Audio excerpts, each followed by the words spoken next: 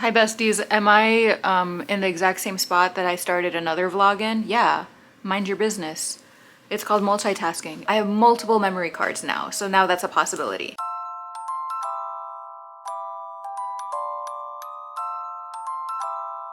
I don't know if you know this about me, but I contain multitudes. And this is a multi-dimensional channel when I have the time and space and energy to make it a multi-dimensional channel. It's not just books. But this video, this vlog, is gonna be about books. Or rather, one book in particular. We are going to be reading We Used to Live Here by Marcus Kleiwer. This is a book that all of the horror booktube people that I watch have been saying very good things about. Usually horror booktube is kind of like, they're not always in alignment with each other. There's a lot of like mixed reviews, mixed feelings about really popular books. This book has gotten consistently good ratings across the board. That's huge. And I really hope it's huge for me too. Like, I really hope I'm not like the outlier of the We Used to Live Here circles. But aside from apparently being a very good horror book, I don't really know a lot about the plot. I know it follows a family and they move into a new house. And one day, these people go up to their door and they say, hey, we used to live here. Can we take a tour of the house and just like see what you did with it? And this family says, yeah, sure. Which is a wild thing to say because I would have been like, well, you used to live here. You know exactly what it looks like. Mind your business. But these people are kinder than me and more friendly, I guess. And so they just invite them in. And then the horror stuff starts. It's giving a little bit The Strangers, like a random act of violence. Why are you doing this? Because you were home kind of situation. And The Strangers is one of my favorite horror movies of all time. So I have high hopes for this. And I'm scared of having high hopes for this, but I have high hopes for this. So we're gonna start this today and we're actually going to make a lot of progress today because today, or rather tonight, or rather this evening, I'm going to my first like silent book club independent reading situation. And I'm super stoked for that. I have been actively trying like different book clubs this year just because like I want to socialize with people in my community and like read books together and blah, blah, blah. But there hasn't really been one that like stuck with me. And so I'm hoping silent book club will be what I need. So fingers crossed this works for me. I'll update you tomorrow on how it worked for me. If it worked for me, hopefully it works for me. I'm only 10 pages in and my butthole already this small. This clenched. I'm not okay. That's why we're sitting on the floor, because I'm not okay. Because not only did these fools show up and say, hey, can we walk into your house? I used to live here. Our protagonist, Eve, I'm not trying to be like a victim blamer or like anti-women. She has people-pleasing tendencies to a fault. And so rather than saying no to people, she uses her girlfriend as like a buffer. So when she wants to say no and doesn't know how to, she's like, oh, let me ask my girlfriend. And her girlfriend is like, yeah, no. And so she does her call, her girlfriend doesn't pick up, but she basically takes that as initiative of saying, no, you can't tour the house. I don't really feel comfortable. Like, I'm so sorry, you have to go. And so the Strangers family are like, oh, okay, cool, no worries. And they are leaving the property. They are walking away. And then she says, wait, 15 minutes should be no problem. And invites them inside. Like, she had already sorted it out. She had said no, they were leaving. So that's where we're at. 10 pages and I'm already, my chest hurts and I want to throw up. And my butthole has never been smaller. I don't know if that's gonna get me in trouble with Mr. YouTube, but my butthole has never been smaller. The next chapter is them walking around the house. This makes me so ill. This makes me want to throw up so bad. I don't know how I'm gonna continue on because I really feel unwell. But like, this is what I wanted.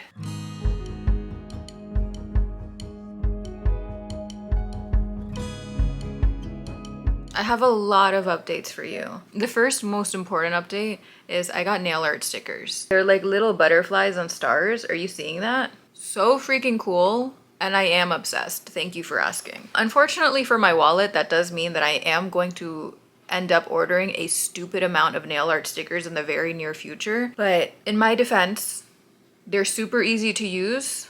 They're super cute. and I'm happy. The second update is Silent Book Reading Book Club was a huge success for me. I enjoyed myself immensely. I think I already said this in my intro, but one of the reasons why I struggle with like regular book clubs is because although obviously it's voluntary, you don't have to read the book at book club, but it's like recommended and if not encouraged. I don't like being like forced to read a book that I'm not entirely interested in. And even more so, after I read a book, if I don't have anything interesting to say about it, I don't like being forced to be in a conversation where I have to talk about a book that was just like okay to me. So the beauty of Silent Reading Book Club is that everyone is just reading their own books. And then for the last like 30-40 minutes, we kind of just went around our little tables and talked about what we were reading. And it was so interesting to see how different everyone's reading taste were. I was obviously the horror girly, but we also had like a nonfiction person and like a historical fiction person and like romance and cozy mystery, etc., etc. So it was so interesting to see like the differences of our genres, but at the same time, all of the overlaps. Is this book club going to result in me having more friends over the age of 60? Yes, perhaps. I think I just have to come to accept the fact that I'm gonna surround myself with older people at all times. And as one final note, as one final aside before we get into the actual book updates, there was someone at my table who did turn to me and said, "You look kind of familiar. Do you do book reviews online or something?" And I did panic and I did lie and I did say no. I do just want to put it out here. Like, if you are watching this, I'm so sorry I lied. I was just caught off guard. And yes, I was at Silent Book Club. That person was not a doppelganger of me. That was also me. I was just feeling a little shy and I didn't know what to say. So now we can move on to the book updates. Because the other amazing thing about Silent Book Reading Club is that I made it halfway through the book. Yeah, that's right. We read 154 pages in one day. And this book is nothing like I expected and yet somehow so much more. And also, I'm not really sure what I'm getting myself into, but which is kind of absurd to say halfway through the book, but like, you'll understand once I explain what's going on. So this family shows up and they want to tour the house. Our protagonist Eve allows them in, and one of their kids gets lost, and then they end up staying for dinner, and then there's a snowstorm, and so they have to stay the night. And then the following morning when Eve wakes up, her partner is gone, and this family like got really comfortable in this house. Like, they are in the kitchen making breakfast as if they've lived there forever. And so Eve is unsettled. Eve is uncomfortable. Eve wants to reach out to Charlie, her partner, and ask her to come back home at the very least, but she can't find her phone. Eve takes it upon herself to leave the house, go to a neighbor's house and see if she can borrow their phone, which I understand why she's doing that, because she wants to contact her partner. At the same time, I was like, why are you leaving this family unsupervised alone in your house? It's giving very much like cuckoo bird energy.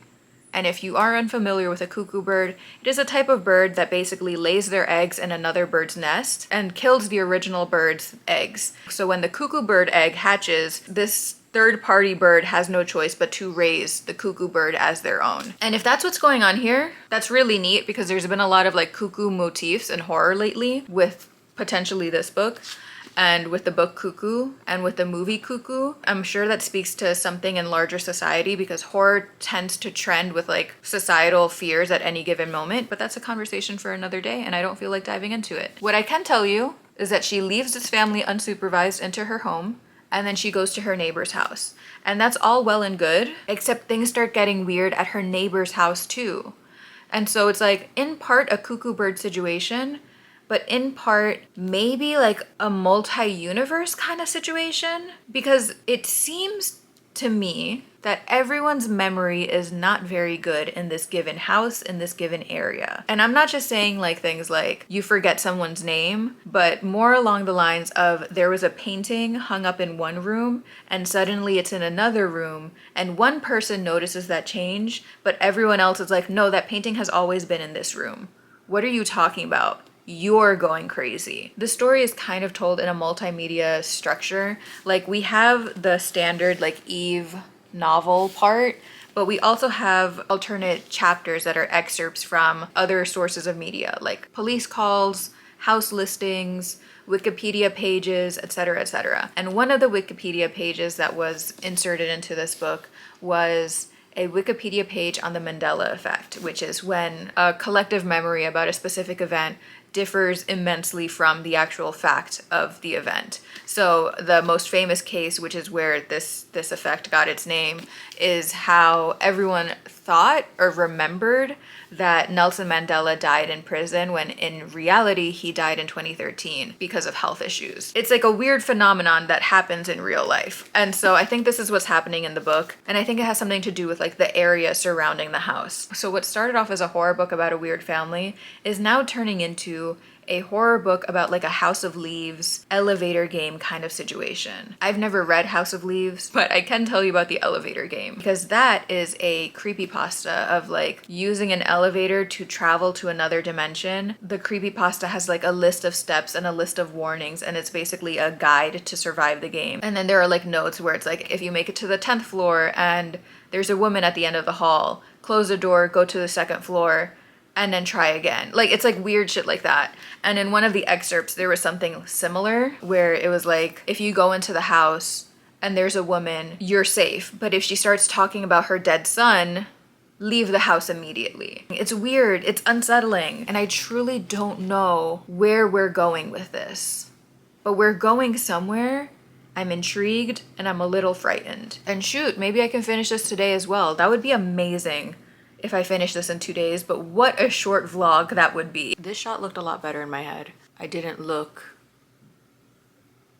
like this, so let's regroup. These are mild improvements. Remember when I said I was gonna finish this book in 2 days? I lied. But I'm currently on page 205. We're not having a super great time, which is to say we're having a great time as far as like reading a horror book. I don't think a lot has happened to Eve in the past 50 pages. I think more than anything, we've had more of those like excerpt chapters, like they were significantly longer than the Eve chapters. But I can tell you that the family has finally left the house, which is great, which is exactly what we wanted. But now we have Charlie not fully believing Eve either, because just before they left, Eve saw something in the attic and she was really stressed, really frightened, and she desperately wanted to find her phone. And she hears like phone noises upstairs and she sees one of the kids with her phone, and she kind of maybe allegedly attacks this like 12-year-old, and in attacking this 12-year-old, her dog also attacks this 12-year-old. So like the family did leave, but they didn't leave on the best of terms, which I don't think there would have been a way for them to leave on good terms, but like they left on the worst of worst terms. And as they left, they saw Charlie in the driveway and basically relayed all of that information to her. So now she's like, Eve is obviously not okay, and Eve is feeling like she's losing everything. But there hasn't been any like major reveals in the last 50 pages. I think it's more of the feeling of like the first thing is gone, but you're still not totally safe, kind of like horror vibes, you know? Sorry that my voice is so raspy. This is just what it's like so early in the morning. It's like 7:30, I think. And this is the exact reason why when I worked at a coffee place, they only let me close, because the first time that I went for a morning shift, they said, you're pretty good with the customers in the afternoon, get on register. And I said, okay.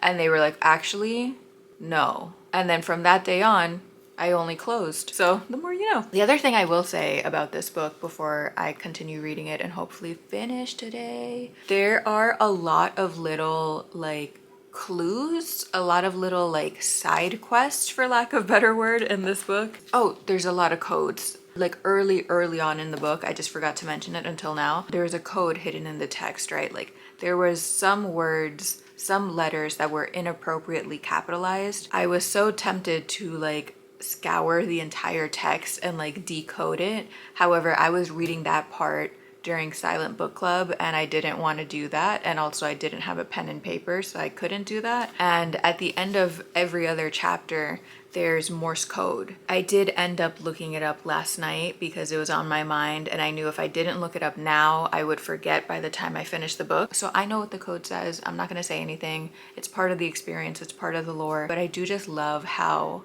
like layered this is. I'm gonna have breakfast and I'm gonna try and get some more reading done this morning. Would love to finish this by the end of today, but I am going apple picking later today and I might get dinner after, and that means minimal reading time. But I feel like definitely by the end of tomorrow, we should have this all wrapped up. And then I have several other horror books to get into, but we're not gonna do a vlog about all of them. Maybe could be a fun little Halloween thing, right? To do a lot of horror reading vlogs.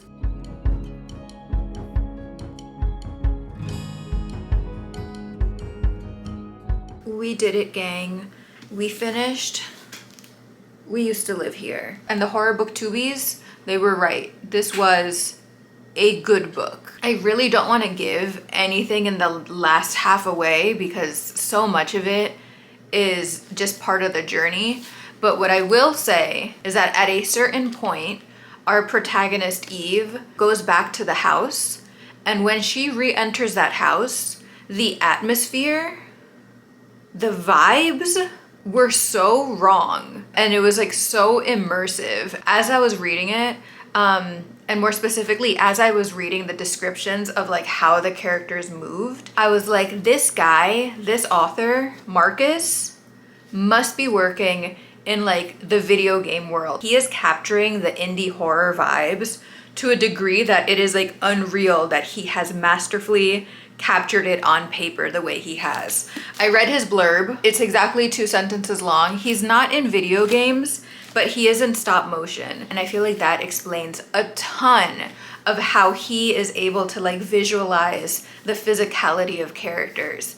Like he's so specific about like the like shuddering of the shoulders and the like creepy crawliness of it all. And it was just so well done. It was great. Also, without any spoilers, really loved how it ended. I feel like most horror authors are pressured or are compelled to like tie up every loose end, and I believe that they believe that that is satisfying to the reader. But for me personally, when a horror book ends so neat and tidy that way, it's actually a touch frustrating for me. So I liked that this book wasn't so neat. Like we know the details on how Eve gets to the end, and we know how everything connects. And we even know how all of those like random chapters of like Wikipedia pages connects to the larger story. Like those things are tied up very neatly, but like the ending is still open-ended enough that it's a little bleak in a way that I very much enjoyed. I ended up giving this 4.5 stars. I might jump it to a 5. Like the more I think about it, there isn't a specific thing that I didn't like about this book. I actually enjoyed everything about this book. Like, why am I being so stingy with my 5 stars? So, happy to say that I get it, and that I'm with you, and that I'm a certified horror book girly. So thank you so much for watching. I hope you enjoyed this video. I hope you have a great day, and I'll see you in the next one.